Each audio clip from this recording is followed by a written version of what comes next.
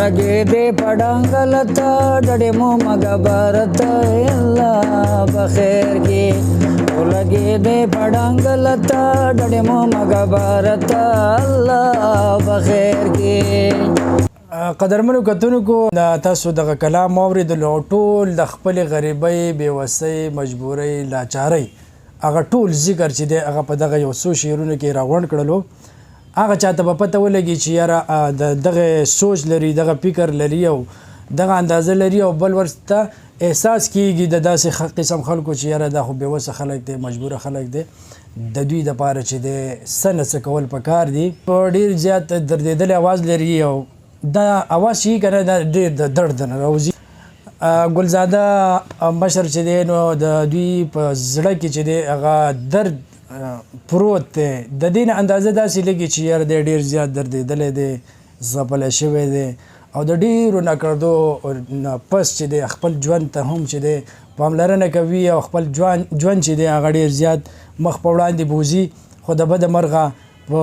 ګلزاده باندې داسې تاوده بادونه لګېدلي دي چې هغه د خپل تاوه دغه شعر و شاعري چې د هغه په هغې کې وړاندې کوي ګلزاده صاحب هغه کلام به راسره شریک کوي کوم چې تاسو د عمران خان په اړه باندې ویلی و هغه دا دی ښه جي ಒಳಗೆ ದೇ ಪಡಂಗಲತ ಡಡೆಮೋ ಮಗ ಭಾರತ ಎಲ್ಲ ಬಖೇರ್ಗೆ ಒಳಗೆ ದೇ ಪಡಂಗಲತ ಡಡೆಮೋ ಮಗ ಭಾರತ ಎಲ್ಲ ಬಖೇರ್ಗೆ حامد بونی یو کرغان شیدا کړو مړکم کلی دروان کړو وسن صدیقه یو وجا زکړه بمبتا ډډې مو مګه بارت الله بخیر کې ولګې دې پړنګل ډډې مو مګه بارت الله بخیر کې صدا خپل په وجرسته کوم سوري غوس کې بده زه کوم خدا عوام غیر بتاو شډیر غټا ډډې مو مګه بارت الله بخیر کې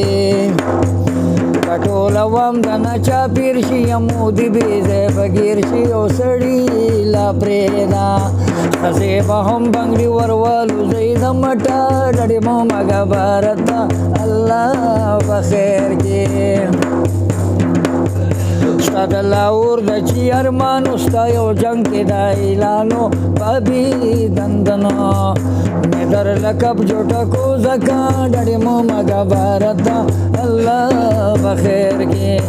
عمران زمنګ وزیر اعظم دې زمنم چې پختن دې کړو بزلا ډېر لو یادر کړل تاو ډډې مو مګه بارت الله بخیر کې فل شنگل کې پاتې کېږم په یو سلی لونه خاوره اوسېږم یما ان پړه او مخکې تللی نشوم ځکه ډډې مو مګه بارت الله بخیر کې د ګلزاده شاعر مې نوم دی نو هر چاته ښه معلوم دی وزیر 348 بهن مې 56 510 زما لمبر دی نه شړی شته نه کمبل دی پورا په ایډرس